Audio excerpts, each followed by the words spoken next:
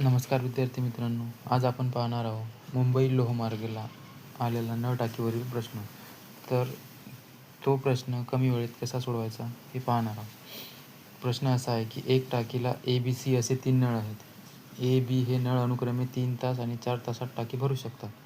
C नळ पूर्ण भरलेली टाकी 1 तासात रिकामी करू शकतात. तर ABC नळ हे अनुक्रमे 3 वाजता, दुपारी 4 वाजता आणि 5 वाजता सुरू केले तर टाकी किती वाजता रिकामी होईल? तर यामध्ये आपण सर्वात आधी एफिशियन्सी काढून घेऊ.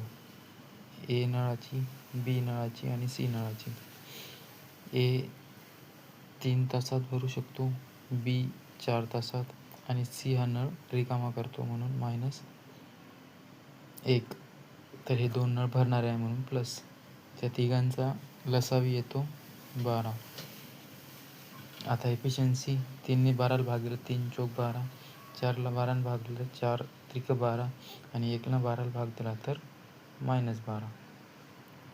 तर यामध्ये आणखी मेन्शन केलेलं आहे की ABC हे नळ अनुक्रमे 3 वाजता, 4 वाजता आणि 5 वाजता सुरू केले. तर सर्वात अगोदर ए नळ सुरू केला. ए नळ 4च्या एफिशियन्सीनं 3 ते 5 किती 2 तास. 2 तास सुरू होता. तो टोटल किती भरतो 8, 4 दुनी 8. बी नळाची एफिशियन्सी आहे 3.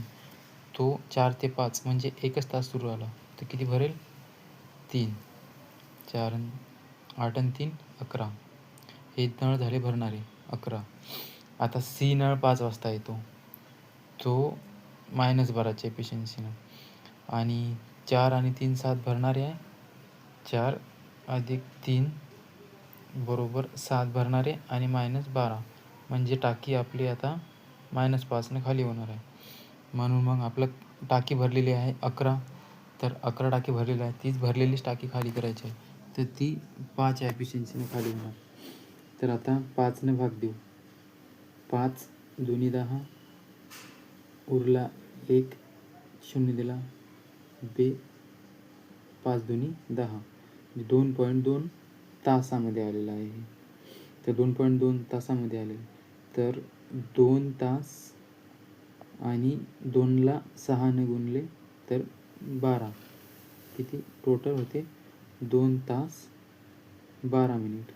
आता ही टाकी 5 वाजतापासून रिकामी व्हायला सुरुवात झाली तर किती 5 अधिक 2 तास आणि 12 मिनिट बरोबर 7.12 PM म्हणजे ती टाकी 7 वाजून 12 मिनिटांना खाली होईल, रिकामी होईल.